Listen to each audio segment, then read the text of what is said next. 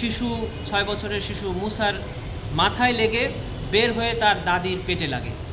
সেখানেই দাদি মারা যায়। মুসাকে চিকিৎসা দেওয়া হয়, তাকে সিঙ্গাপুরে নেওয়া হয়, চিকিৎসা শেষে তাকে দেশে আনা হয়েছে। সে এখনও জীবিত আছে কিন্তু কথা বলতে পারে।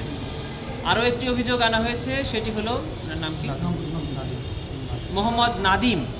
সে শহীদ নাদিম, সেও এই আন্দোলনকারীদের সাথে ওখানে উপস্থিত ছিল।